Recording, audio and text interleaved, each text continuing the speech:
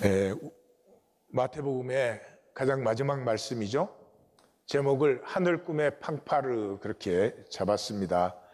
마태복음 전체를 다 요약하기 때문에 내용이 많아서 저에게 지혜가 필요합니다. 저에게는 참 공감되는 말씀이에요. 꿈을 본 사람은 함께 꿈을 볼 수 있는 한 사람이 어마어마하게 귀합니다. 함께 꿈을 꿀 수 있는 한 사람은 교인 1000명, 10,000명과 바꿀 수가 없습니다. 이 꿈을 함께 꾸자고 하는 초청은 그러므로 굉장히 소중한 것이고 어마어마한 영광이에요. 오늘 말씀은 주님께서 나와 함께 하늘 꿈을 꾸자 하는 초청의 말씀입니다. 우리의 삶은 꿈에서 나눠요. 꿈이 없는 삶은 속물이 됩니다. 꿈이 없는 삶은 현재 손에 이 계산이 전부잖아요. 그래서 자기가 살고 싶지 않은 삶, 자기가 되고 싶지 않은 자기가 돼요. 꿈이 열린 사람은 꿈으로 충분해요. 꿈으로 충분해요. 마치 데이트할 때는 짜장면 먹어도 행복하잖아요. 뭐 그런 것처럼 현실의 조건이 아니고 그 가슴에 나누어지는 꿈이 삶을 청량하게 맑게 만듭니다. 이번 주 본문은 십자가와 부활에서 나타난 생명은 굉장히 레디컬한 생명입니다. 혁명적, 혁신적. 우리가 일반 삶에서 만날 수 있는 생명이 아니고요. 생명 자체로 순수하고 온전히 숭고하고 아름다운 그런 생명이 나타났습니다. 그러므로 반드시 나뉘게 됩니다. 뭘로? 종교와 생명으로. 이 생명이 레디컬하기 때문에 에고는 그 생명을 만나면 위협을 느낍니다. 날 보고 뭐 손해보라는 거구나. 날 보고 뭘 희생을 하라는 거구나. 이렇게밖에 생각이 안 됩니다. 그렇기 때문에 생명 실제를 받을 수 없어서 종교, 짝퉁을 만드는 거죠. 그래서 이 성경의 특징이 그 레디컬한 아주 혁신적인 나눔이에요. 의인이 아니면 악인이에요. 생명이 아니면 사망이에요. 복이 아니면 저주예요. 근데 에고는 항상 불투명하죠. 거기 있어야 편하니까. 내가 의인은 아니지만 뭐 악인도 나는 아니다. 내가 구원받은 게 확실하지는 않지만 그렇다고 지옥 갈 것 같지는 않다. 뭐 이렇게 자기가 의인이 아니면 악인이에요. 구원이 아니면 지옥이고 예수님 따르는 게 아니면 마귀를 따르고 있는 것이죠. 이러한 그 레디컬한 나눔이 성경의 특징이에요. 그래서 예수님께서 이 나눔을 굉장히 많이 말씀하셨는데 이 말씀하실 때마다 생명이라는 단어가 나와요. 생명의 부활과 심판의 부활. 우리 이제 번역이 그렇게 되었는데 이 아나스타시스, 조이 이게 부활의 생명. 그다음에 영벌과 영생의 그렇게 할 때도 조이 아이오니아스. 그래서 영원한 생명. 항상 생명은 그 자체로 순수해요. 짝퉁이 있을 수 없어요. 그리고 나뉘게 되는 거죠. 그래서 어떻게 나뉘느냐? 먼저 11절에서 15절은 이 짝퉁의 길, 종교의 길이에요. 종교는 돈으로 만드는 거짓이에요. 그래서 종교는 항상 그 보이기에 화려해요. 중세 그 성당들, 캐티드를 돈으로 만드는 거짓이기 때문에 화려해야 돼요. 뭔가가 있는 것 같아야 돼요. 그건 사람도 마찬가지예요. 지금 이 시대 사람들이 돈 하는 이유는 돈이 있으면 자기가 뭐가 된 것처럼 있는 것처럼 보여서 그래요. 그런 우리의 진실을 만나면서도 주의하실 건 우리의 무의식적 의의 망상이에요. 이런 걸 읽으면 야, 저 제사장과 이 사두개인들, 바리새인들 정말 어떻게 인간이 저러냐 이런 생각을 하는데 그 말은 자기는 다른 줄 알아요. 아니요, 똑같아요. 에고의 비극이 똑같은 거예요. 죽을 때 보면 그렇게 뭐 치열하게 남보다 잘 살고 뭐 잘나고 그러려고 살았는데 죽을 때 보면 똑같아요. 똑같이 허무해요. 그래서 이 거짓으로 나를 만들기 때문에 거짓으로 만든 신이 필요해요. 그렇잖아요?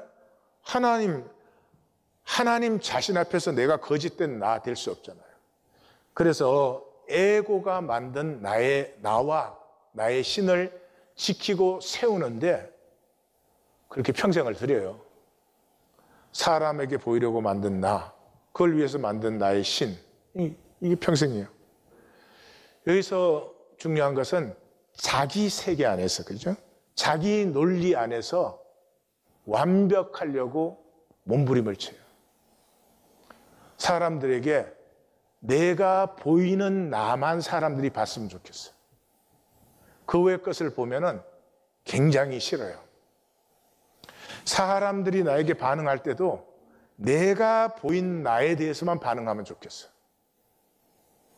그래서 나의 논리 안에서 완벽하려고.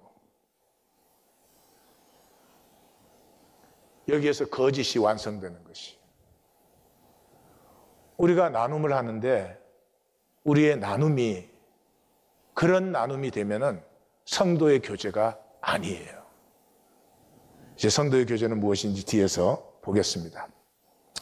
그래서 사내들이니 함께 모여 의논하고 군인들에게 돈을 많이 주며 이르되 제자들이 우리가 살 때 훔쳐갔다 하라. 총독은 우리가 권하여 너희의 근심이 되지 않게 하겠다. 이 돈으로 상황을 해결하는 일상성과 상습성, 여기에 생명이 망하는 거예요. 자녀를 기르는데 어떤 상황이 왔든지 자기가 좀 부딪혀보고 자기가 한번 싸워볼 힘을 길러줘야 되는데 이 일세 부모들은 돈으로 해결을 다 해줘요. 그 자녀는 어떻게 되겠어요?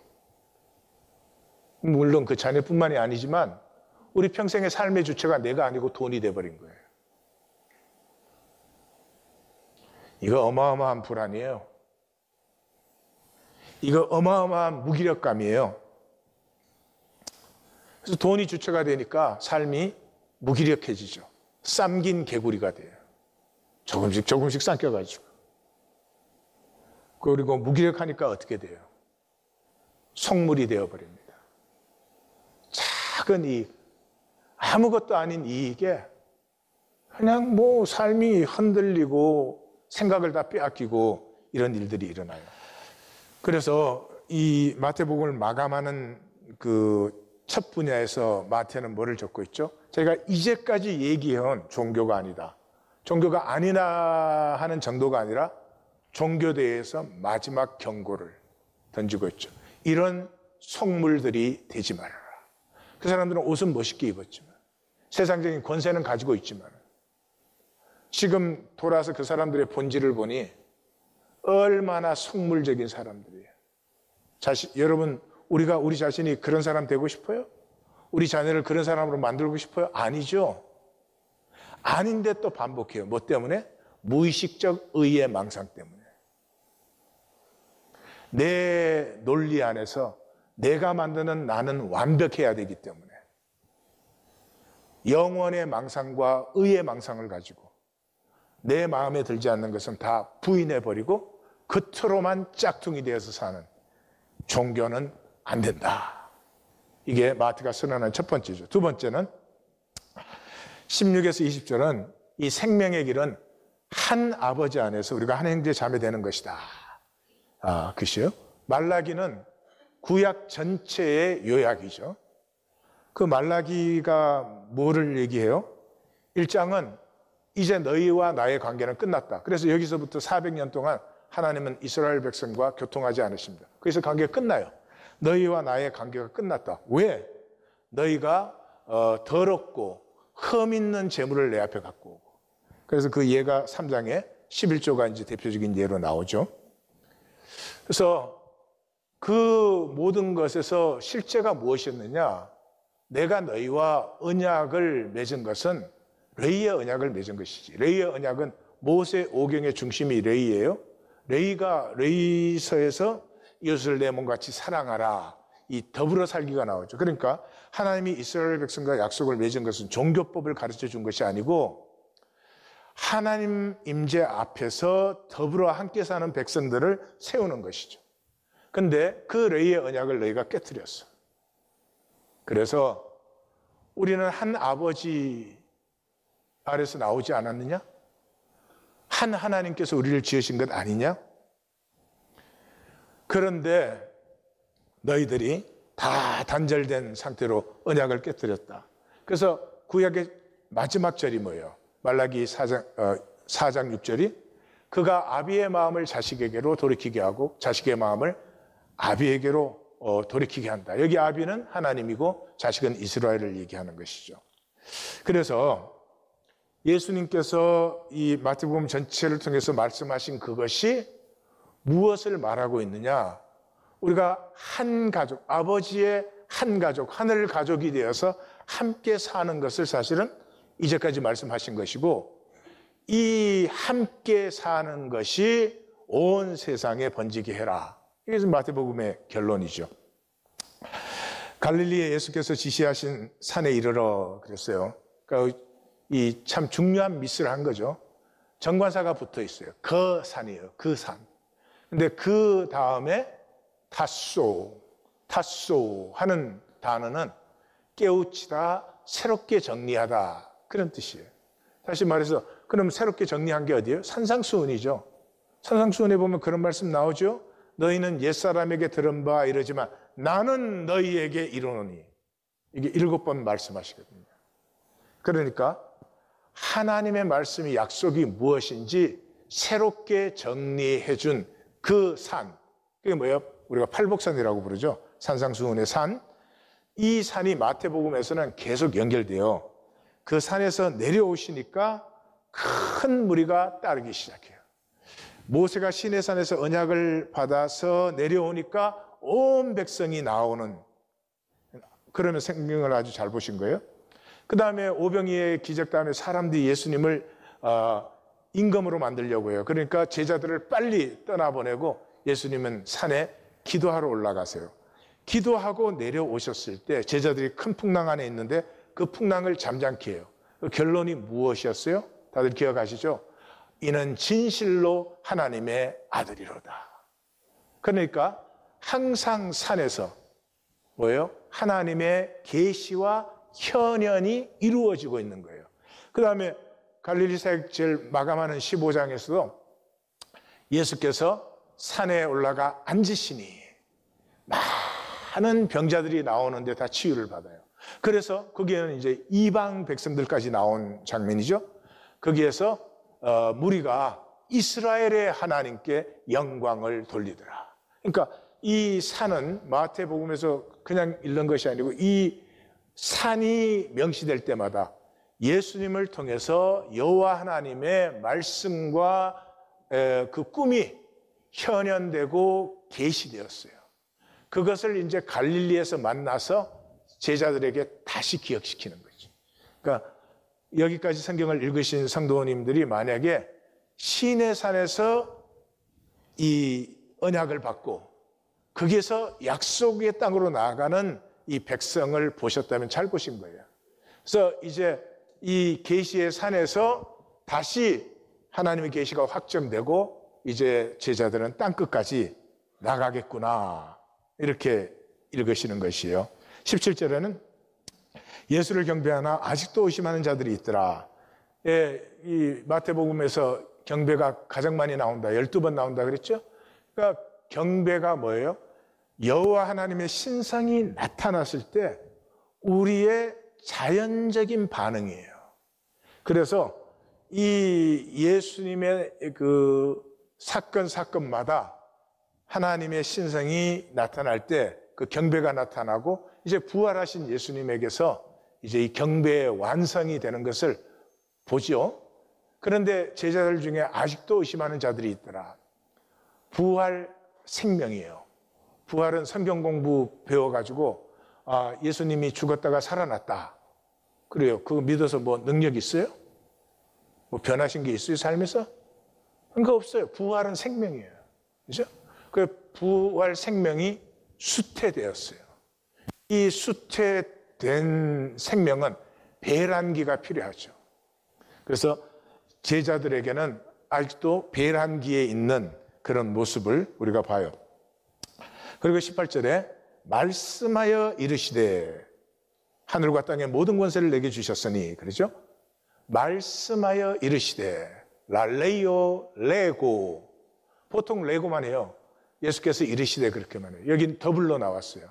그러니까 여기서 벌써 이제 말씀 만나기로 성경을 읽으신 분이라면 아마 우리 중에 있을 것 같아요. 산상수훈에서 예수께서 산에 올라가 앉으시니 제자들이 나온지라 1절, 2절, 이에 입을 열어 가르쳐 이르시되. 입을 열어 가르쳐 이르시되 3중이에요. 그러니까 산상수훈에서 시작된 것이 이제 이 말씀에서 알파와 오메가로 마감되어지는구나. 이렇게 느끼시는 것이 말씀을 만나는 것이에요. 말씀을 느끼는 것이죠.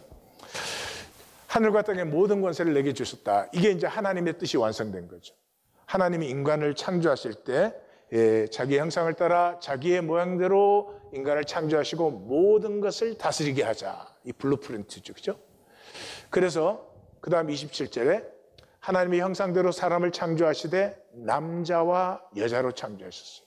남자와 여자로는 관계적인 존재예요. 생명의 아름다움과 숭고함과 신비는 관계에 있어요. 내 재산이 얼마냐? 그런 데 있지 않아요. 내가 소유가 뭐가 있느냐? 뭐 그런 게 있지 않아요. 내가 지위가 뭐냐? 그런 데 있지 않아요. 그런 게 아무리 뭐 크고 많고 높아도요, 우리 모두가 그 사람을 느끼는 것은 그 사람의 관계성 속에 있어요. 다스린다고 하는 것은 관계를, 이 산상수훈의 결론이 남에게 대접받고자 하는 대로 너도 대접해라 하잖아요. 이 관계예요. 이제 보실 거예요. 그래서 우리 형상대로 사람을 만들어서 땅과 바다와 하늘의 모든 것을 다스리라. 이게 하나님의 뜻이고 하나님이 창조하신 목적이고 이것이 드디어 완성된 거죠. 예수님이 온전한 사람이 되심으로 말미암아 하늘과 땅의 모든 권세가, 하나님의 권세가 위임된 것이죠. 이것을 예언하는 것이 이제 다니엘서 7장이에요. 굉장히 아름다운 사실은 장면이에요. 다니엘서 7장에 보면 내가 또 밤 한상 중에 보니 인자 같은 이가 하늘 구름을 타고 와서 옛적부터 항상 계시니 하나님께 나아가 그 앞으로 인도됨이 그에게 권세와 영광과 나라를 주고 모든 백성과 나라들과 다른 언어를 말하는 모든 자들이 그를 섬기게 하였으니 그의 권세는 소멸되지 아니하는 영원한 권세요 그의 나라는 멸망하지 않는다. 소멸되지 않고 멸망하지 않는 권세는 사랑의 권세뿐이죠. 사랑의 권세뿐이죠. 그렇죠? 그 외의 것으로 권세가 되면은 그건 항상 유한하죠. 그래서 19절 너희는 가서 모든 족속으로 제자를 삼아. 이 제자라는 단어가 신약 전체에 계속 나오는 269번 나오는 마테테스라는 단어가 아니에요. 이 마태복음에만 74번 나와요. 어마어마하게 많이 나오는 것이죠. 그런데 여기에 제자는 마테튜오라고 하는 단어예요. 그런데 그 마테튜오는 마태복음에 3번, 사도행전에 한 번 딱 4번밖에 안 돼요. 신약 전체. 그러니까 이게 마태복음적인 단어죠. 그래서 마태는 천국 비유의 총결론에서 천국의 제자된 서기관마다 마치 새거의 것을 그 곳간에서 내오는 집주인과 같다 할 때하고 27장 57절에 아리마대의 부자 요셉이라는 사람이 왔으니 그도 예수의 제자라 할 때 아리마대 요셉은 예수님 따라다닌 사람이 아니잖아요. 근데 어떻게 예수님의 제자예요? 예. 여기에 제자란 말은 그 세례 요한의 제자들과 예수님이 나눌 때 이사야 35장의 비전을 나누지 않아요? 오실 그이가 당신입니까? 그 예수님이 이사야 35장의 말씀이 나를 통해서 이루어지고 있는 것을 가서 세례 요한에게 얘기해 주어라. 이러죠. 하나님의 꿈을 품고 그 하나님의 꿈 때문에 다른 자리, 다른 모습으로 있고 삶에도 불구하고 그 꿈의 방향으로 함께 나아가고 있는 그런 사람을 얘기하는 거죠. 기독교 만들으라는 얘기가 아니죠. 그러니까. 그래서 제자는 신분이 아닙니다. 이 유대교회는 신분이었죠. 예. 그래서 뭐 어느 랍비 밑에 제자냐 이게 굉장히 중요했어요. 예. 그런데 그런 신분이 아니고 지금도 마찬가지예요. 지금도 이제 박사 과정을 하면은 어느 대학에서 어느 교수 밑에서 지도를 받았느냐. 이거 굉장한 거예요. 항상 그래요. 근데 성경의 제자는 유일하게 달라요. 그런 신분이 아니고 자세예요. 하나님 가슴에 태초 이전부터, 창조 이전부터 있었던 그 꿈을 드디어 내 가슴에 받아들여서 그 꿈에 하나님과 하나가 돼서 함께 피어나는 거예요. 이것에는 세상의 거짓과 그 허상을 봐야만 돼요. 세상에서 잘나야 된다, 뭐 많이 가져야 된다, 뭐 어째야 된다, 저째야 된다. 그게 실제로 느껴지는 한 하늘 꿈은 꿀 수가 없죠. 될 수가 없죠. 그죠? 그래서 종말을 만나는 거예요. 이 세상의 것이 우리를 계속 속이지만 결국 마지막에 가면 그건 다 쓰러지는 것이요 허무한 것이다 하는 것을 이제 만나는 거죠. 제가 미국으로 오기 1년 전에 1977년에 그 홍수환 선수가 여기 파나마에 와가지고 그 엄마 나 챔피언 먹었어 그랬나? 뭐 그런 거 있었죠. 예, 그런데 그 홍수환 선수가 2회 4번 다운됐어요. 그러니까 그때 3번 다운이면 KO다라는 룰이 적용됐으면 진 거지. 근데 다행히 그 룰을 빼고 했기 때문에 3회에 들어가가지고 그 홍수환 선수가 떠날 때 그 복싱협회 부회장인가 하는 분이 카라스키아는 옆구리가 약하다. 옆구리를 가격해라. 그러니까 이제 자기는 진 게임이에요. 벌써 4번 다운됐으니까. 그래서 3회 시작하자마자 이제 여기서 죽든지 살든지다 그러고 나아갔고 맞으면서도 옆구리만 때린 거예요. 옆구리만 때렸는데 그게 급소였어요. 급소. 그래서 KO패 당했잖아요. 그러니까 그 77년에 한국이 뭐 아무것도 없고 가난한 시기잖아요. 그래서 그 3회 KO니까 한 10분밖에 안 돼요. 그걸 그냥 하루 종일 재방송하는가? 아니 하루 종일 아니지 몇 달 동안 재방송했어요. 근데 그 처음 볼 때는 홍수환 선수가 다운될 때 막 우리 자신이 다운당하는 거고 아프고 그랬잖아요. 근데 재방송 때 그래요? 재방송 때는 끄떡 없어요. 왜? 종말을 아니까. 예수님의 메시지 중에 3분의 1은 종말이에요. 뭐 저렇게 종말을 얘기하시나? 뭐 저렇게 나뉜다고 자꾸 그러시나? 쉽죠? 아니에요. 종말을 만나면 하늘 꿈을 꿔요. 이 세상 것이 배설물이고 이 세상의 소망이 헛되어져 버리기 때문에 하늘 꿈을 꾸기 시작해요. 하늘 꿈을 꾸기 시작하면서부터 하나님이 주신 생명이 피어나요. 이게 13장 하늘 비유예요. 30배, 60배, 100배로 피어나요. 그래서 마귀는 가라지를 만들어요. 여러분 열매십니까? 가라지십니까? 점검하십시오. 내 열매가 뭐를 맺고 있는지. 그래서 열매의 비밀은 뭐예요? 이 겨자씨와 누룩의 비유예요. 겨자씨만한 것이 어떤 나무보다 커지는 것이죠. 그래서 그 다음 비유가 뭐예요? 진주와 보화의 얘기예요.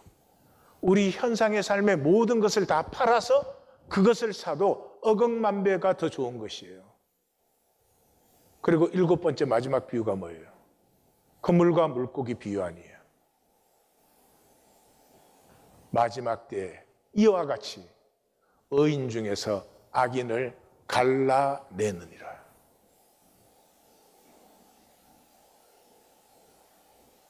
하나님의 꿈을 품는다는 것은 내가 뭘 하는 게 아니에요. 실제를 보면 돼요. 세상의 이 거짓과 허상, 결국은 허무해요. 즐기세요.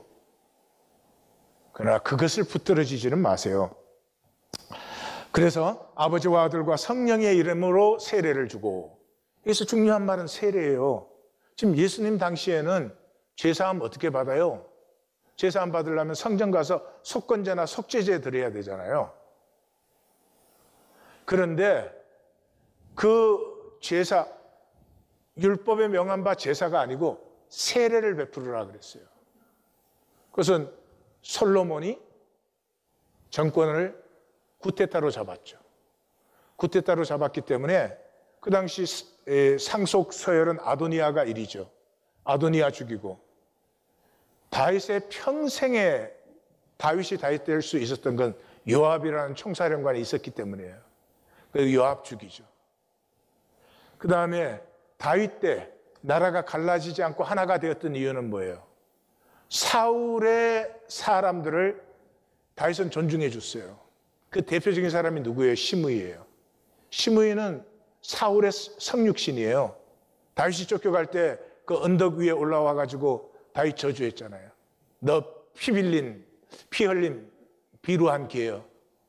우리 주군의 가정에 그렇게 피를 흘리게 하더니 너 자식한테 쫓겨서 잘 간다. 그러니까 그 다윗의 장군들이 가서 우리가 저 개를 죽이겠습니다. 그러니까 다윗이 그러죠. 아니다.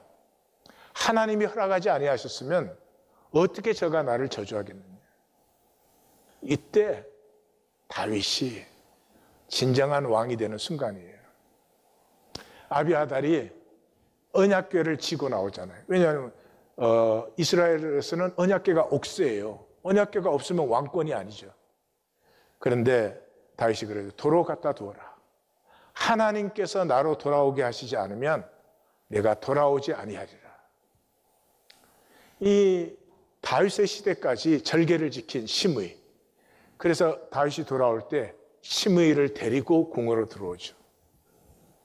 그랬는데 그 시므이를 솔로몬이 죽입니다. 그 다음 순서가 누구예요? 아비아달이죠. 제사장 죽일 수가 없으니까 아나돗 고향으로 추방시키죠. 그리고 사독이 궁중제사장이 돼요. 궁중제사장이 뭐예요? 성전에서 종교 지키는 사람이죠. 쫓겨난 아비아들이 선지의 물결이 되어서 이 사독에서 사독의 파가 나오고 아비아달에서 세례요한 공동체가 나왔어요. 둘이 가장 대립되는 게 어디예요? 제사와 세례였어요. 그거 썩어 빠진 부패한 종교에서 제사 드린다고 죄사함을 얻어? 그렇게 해서 변화되더니? 그래서 새 사람 되더니? 세례를 받으라.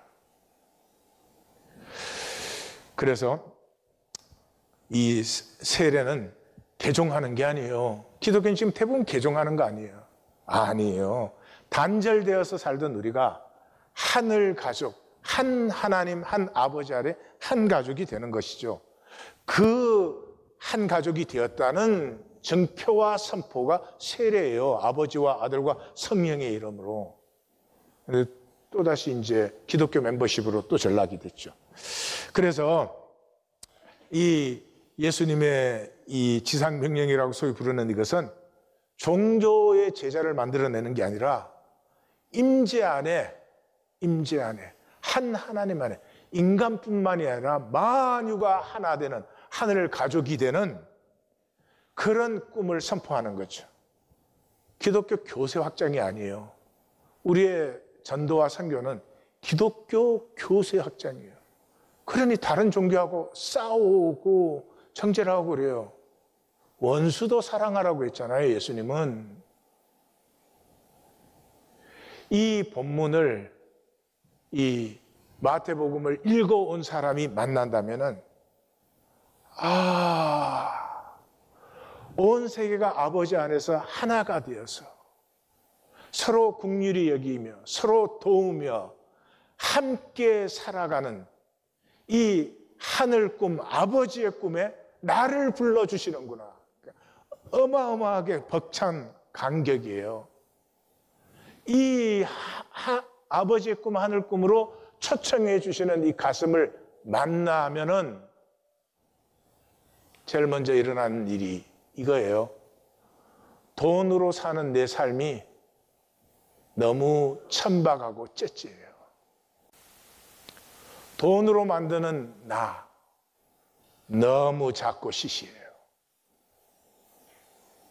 그걸로 살 수가 없어지는 거예요.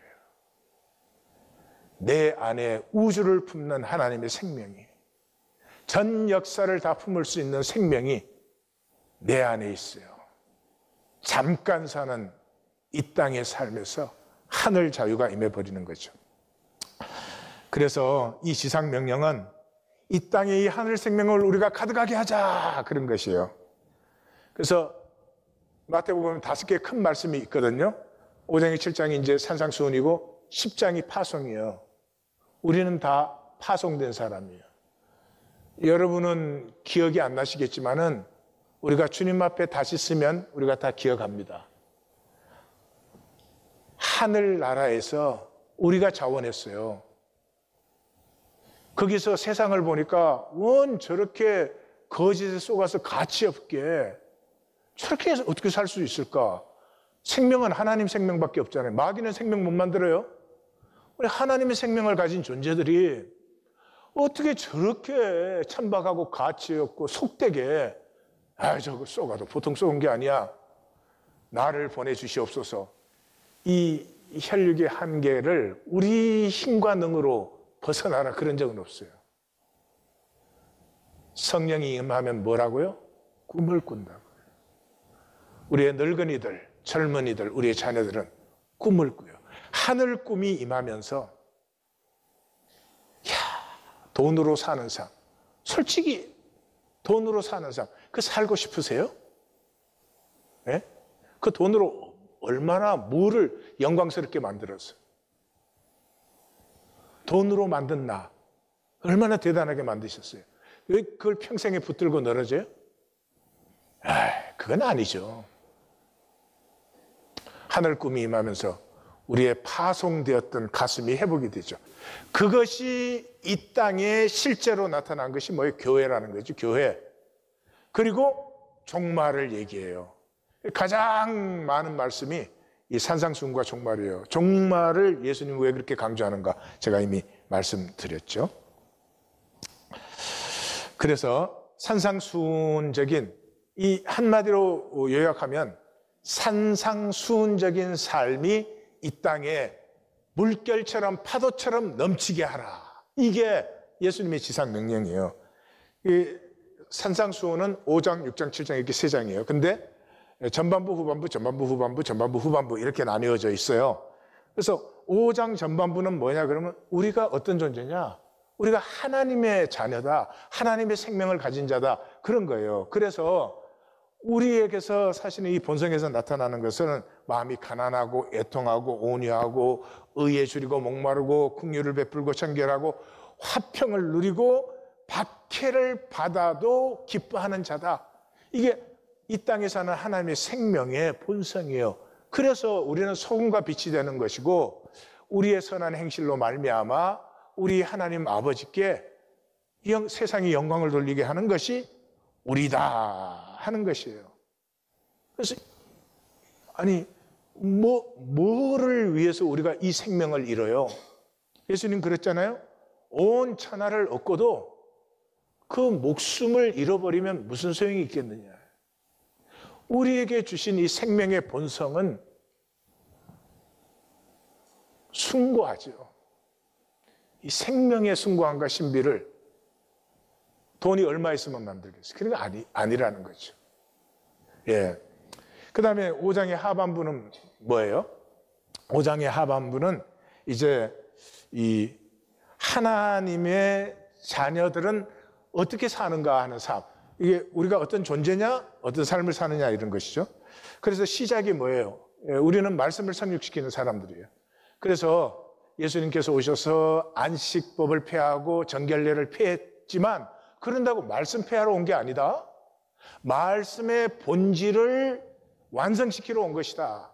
그래서 저기 단어가 플레이라오예요. 플레이라오는 성령 충만할 때 사도행전에서 많이 써진 단어예요. 말씀을 충만하게 하는 것이요. 그래서 이제 여기서 나오는 게 나는 너희에게 이르노니 하는 게 7번 나와요. 나는 너희에게 이른다. 자신을 속이지 말라. 자신을 알라. 자신을 속이지 말라. 살인하지 말라. 그 말을 들었지만 나는 너희에게 이르노니 형제를 보고 바보로가 한 자는 지옥불에 들어간다. 그게 무슨 뜻이에요? 돈 주고 살인해라 그래도 이 본성을 사는 사람들은 살인은커녕 그 작은 생명 하나 무시할 수 없다. 그게 뭐 간음하지 말라, 맹세하지 말라 5가지 적용 나오죠. 오른밤 때리면 왼밤을 돌려대고 결국 원수도 사랑하고 박해자를 위해서 기도해라. 이게 저게 무슨 명령 주신 거 아니에요. 하나님의 자녀의 본성이 피어나는 사람은 저런 거 돈 주고 해라 그래도 안 한다. 그런 뜻이죠. 그래서 총결론이 하늘에 계신 너희 아버지가 온전하신 것 같이 너희도 온전하라. 온전하라는 말은요. whole, 생명 전체. 6장에 들어가면 이제 6장 전반부는 외식과 임재죠. 예, 사람에게 보이려고 외식하지 말고 은밀한 중에 보시는 너희 하늘 아버지 앞에서 살아라. 세상이 뭐예요? 지금 마귀가 통치하는 데죠. 그러니까 거짓으로 되어 있고 이 세상이 지옥이에요. 이게 성경의 독특한 관점이에요. 이 세상이 지옥이에요. 그러니까 이 세상에서 잘 살려는 사람은 지옥이 나의 고향이야, 고향, 본향. 종교인들 어디서 잘 살라고 그래요? 근데 그게 영원하다는 거예요. 근데 현상 세계에서는, 이 지옥 속에서는 거짓이지만 뭐 내세울 게 있잖아요. 뭐 관계도 있는 것 같고, 뭐 나 자신도 뭐를 만든 것 같잖아요. 뭐 되는 것 같고, 굉장히 뭐 의로운 척도 하고, 선한 척도 하고 그러잖아요. 근데 현상계가 끝나고 나면 그 가리는 현상 기제들은 다 없어지는 거죠. 아무것도 없어. 하늘 그대로예요. 굉장히 심각한 말씀이에요. 그래서 후반부는 뭐예요? 보물과 내 마음을 하늘에 두어라. 하나님과 재물을 겸하여 섬길 수 없다. 공중의 새와 들의 백합화를 보라. 솔로몬이 그 영광으로 만든 게 하나님이 창조하신 것을 누림만 하겠느냐? 비교가 안 된다. 그래서 만들지 마라. 그래서 총 결론이 뭐예요? 내일을 위하여 염려하지 말라. 내일은 내일이 염려한다. 한날의 괴로움은 그날이 족하다. 그 아까 말했죠. 하루가 새롭게 시작되었으면 하나님께서 주신 새로운 시간으로 사는 거예요. 나는 오늘 이렇게 살고 싶다. 오늘 나는 이러한 사람이 되고 싶다를 사는 거죠. Not extension of yesterday. 그래서 7장은 뭐예요? 간단하죠. 이 말씀 사는 것이다. 나더러 주의 하는 게 아니라 이 말씀 사는 것이다. 그러므로 누구든지 나의 이 말을 듣고 행하는 자는 그가 지혜자요. 나의 이 말을 듣고 행하지 아니하는 자는 어리석은 자다. 이두 내가 세상 끝날까지 너희와 항상 함께 있으리라. 여기에서 이 항상은 성경에 대부분이 써진 always라는 단어가 아닙니다. 파스히 메이라. 하루하루, 매일매일. 이 매일매일 하루하루를 사는 것을 일용할 양식의 삶이다. 일용할 양식이라고 하는 것은 가난하게 살아라, 뭐 내일 굶어 죽을지도 모르는 삶을 살아, 이런 얘기가 절대 아닙니다. 내일을 주시는 하나님이 예비하시는 것이. 여기에서 돈의 노예가 됐던 내가 나의 주체성이 회복되시오. 함께. 이것이 마태복음의 알파와 오메가와 중심. 저가 우리를 죄에서 구원할 자다. 어떻게 구원해? 하나님이 우리와 함께 하심으로. 그러면 내가 세상 끝날까지 너희와 항상 함께 있으리라. 그 중심이 뭐예요? 두세 사람이 내 이름으로 모인 곳에 나의 임재가 그곳에 있다. 다음 주에 우리가 보는 본문이지만 중요한 것은 이것이에요. 하늘의 복과 권세를 누리는 길은 이 길밖에 없어요. 하늘 가족이 되는 길. 나의 힘과 능의 문제가 아니에요. 내가 잘 믿어서 되는 게 아니에요. 하늘 가족이 되면, 그렇죠, 갓난아기도 그 가정의 모든 것을 누리죠. 그러므로 종교 생활을 끝나고 하늘 가족이 되는 이 길로 우리는 나아가야만 합니다. 저는 이 본문에서 더 충격적인 것이 본문에 있는 것보다 없는 것이에요. 설교 없죠. 설교는 같은 사람이 같은 회중에게 정기적으로 하는 것이. 성경에는 없어요. 신약에도 없어요. 구약에도 없어요. 이거 어디서 온 거죠? 그리스의 BC 5세기의 소피스트들이 그렇게 했어요. 가운 입고 이렇게 뭐 훌륭한 말씀, 재밌는 말씀 전하고, 그게 1세기 랍비 유대교에 그대로 들어온 것을 4세기에 기독교가 컨스탄틴 기독교가 될 때 그대로 받아들인 것이죠. 이게 지금 우리 기독교의 중심이 되어 있어요. 평생을 설교 들어도 눈꽃만치도 변하지 않아요. 성화가 없어요. 성경 공부 없어요. 예수님은 많이 가르치지도 않으셨지만 아는 것 살라.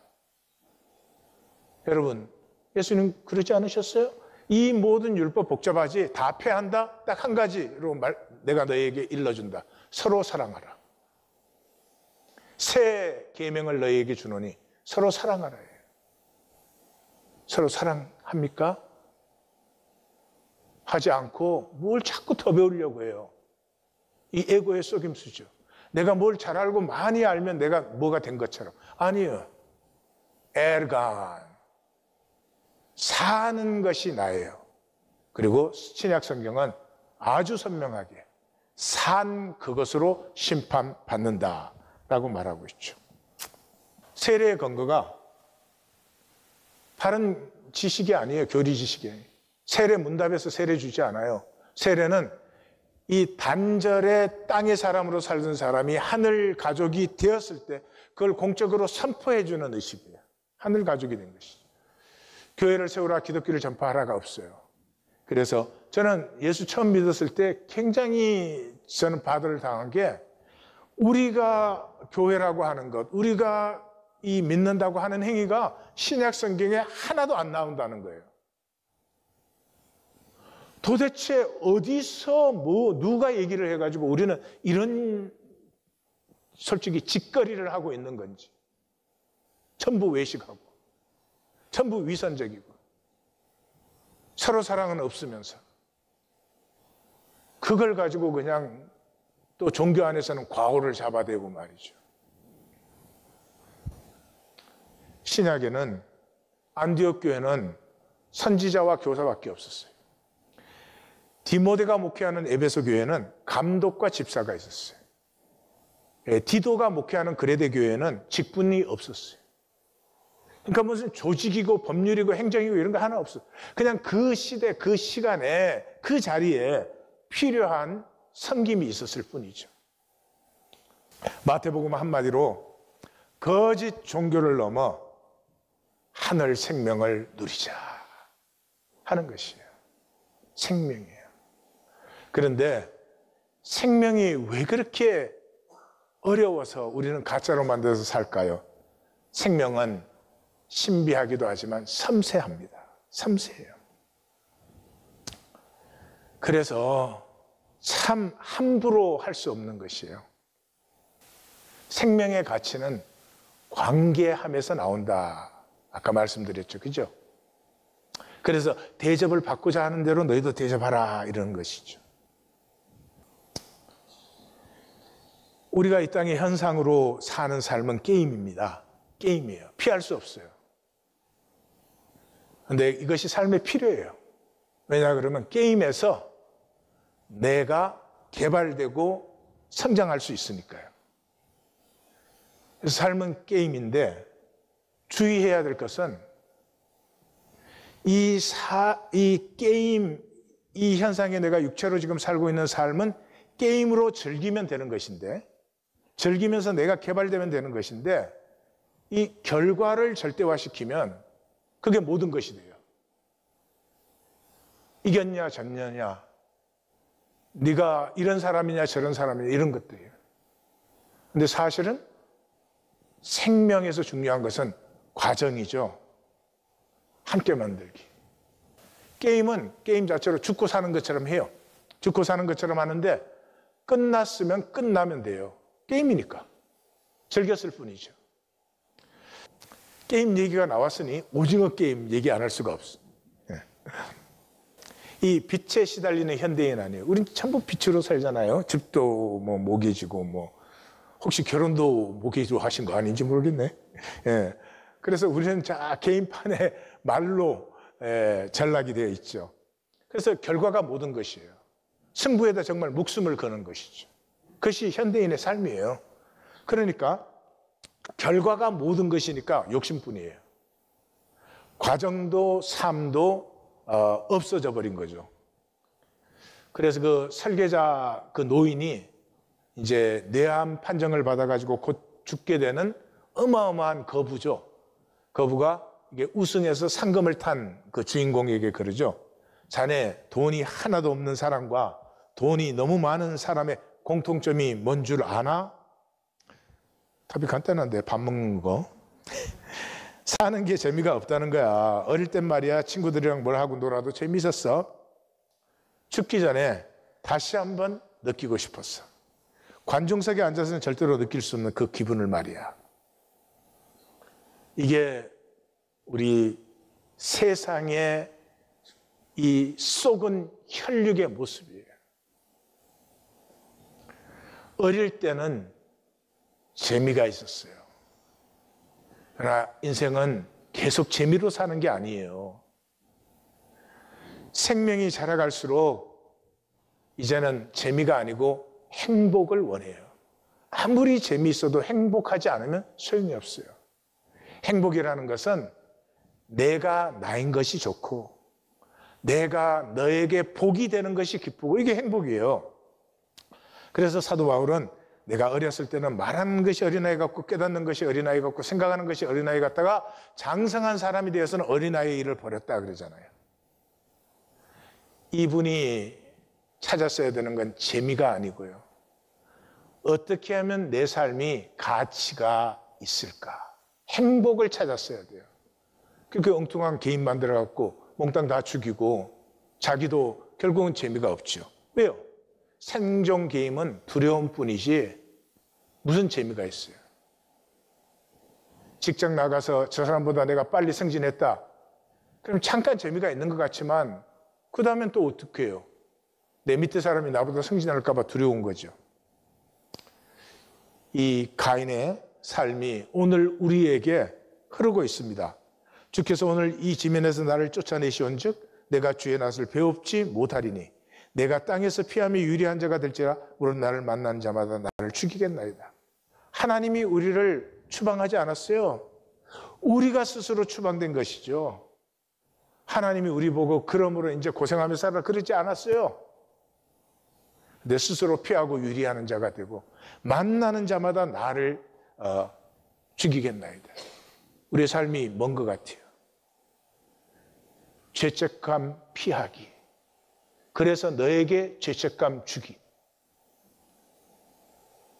부부 갈등이 생기면 뭐예요? 너가 죄책감 느끼라는 거 아니에요. 왜 죄책감을 느껴요? 내가 나를 만들어야 되니까. 내가 만든 내가 네가 만든 네보다 나아야 되니까. 만드는 건 우리가 아니에요. 창조는 하나님 몫이고 우리는 누릴 줄 아는 거예요. 누릴 줄 안다는 것은 우리에게 주어진 생명과 이 세계를 벅참으로 누리는 거예요. 벅차요. 오늘도 하루에 이 하늘과 이 땅이 있고 이 모든 세계가 있고 그 세계 안에 내가 있고 이 하루에 내가 어떤 삶을 살 것이냐 하는 것은 온전히 나의 선택에 주어진 것이고, 어렵고 힘들 수 있지만 오늘은 멋진 삶을, 가치 있는 삶을 살고 싶어. 이 자유는 우리의 의지에서 오는 것이 아니고요, 하늘 꿈이 우리를 자유케 할 때. 그래서 성령이 임하시니까 베드로는 하나님이 우리를 다시 꿈꾸시게 하셨다. 이 오늘 본문을 읽을 때 하나님의 가슴에 이 꿈이 가득하구나. 모두가 하나 되어 더불어 축복하고 긍휼과 자비를 나누면서 사는 삶이 하나님 가슴에 가득하거나 그 꿈에 나를 불러주시다니 하는 벅찬 감격을 만나는 것이지, 여기 무슨 제자를 삼아라, 세례를 주어라, 그런 단어 공부하고 있으면 안 되는 것이죠. 이번 주 나눈 가이드는 마태의 가슴입니다. 마귀의 거짓에 넘어간 스스로의 죄책감에 속아. 이게 스스로의 죄책감이 뭐예요? 하나님 같아야 된다는 거죠. 내가 하나님같이 완벽해야 되니까 완벽하지 못한 거는 다 가리고 숨기고 아닌 척하니까 죄책감이 생기죠. 만든 나뭇잎 치마로 가리는 종교는 끝났다. 하늘 아버지의 나가 피어나는 십자가를 지자. 이 십자가가 뭐예요? 참된 안식. 내가 너희를 쉬게 하리라. 너희 마음이 힘을 얻으리라. 나의 멍에는 쉽고 가볍다. 참된 안식과 쉽고 가벼움이죠. 십자가가 뭡니까? 십자가 그러면 예수님의 나무 십자가만 생각이 나십니까? 그러면 마태복음이 아직 잘 안 만난 거죠. 마태복음의 십자가는 예수님이 아버지의 뜻대로 온전히 순종을 드린 거예요. 예수님 같은 십자가는 우리가 질 필요도 없고 아직 질 수준도 안 돼요. 작은 것에서, 작은 생각 하나, 계산 하나에서 하나님께 순종하는 게 십자가예요. 정말로 삶의 진정한 안식이 옵니다. 살아보시면 알지만 쉽고 가볍습니다. 내가 만들어갖고 사람한테 과시하려고 하던 삶보다 얼마나 쉽고 가볍고 힘이 있는지 하시면 아십니다. 이제 말씀을 나누고 확정하는 두세 가정이 세상의 거짓과 애고와 속임을 직면해서 내 약함과 아픔과 내 부족함을 나눌 수 있는 두세 가정이 임재 안에서 죄 용서의 구원이 필요한 자들로 죄인으로 만나서 나누는 거예요. 의가 없어요. 긍휼을 나눌 때 임하는 은혜를 누리자. 하늘 아버지의 자녀된 복과 권세로 살며 그 생명을 온 땅에 가득히 비우자.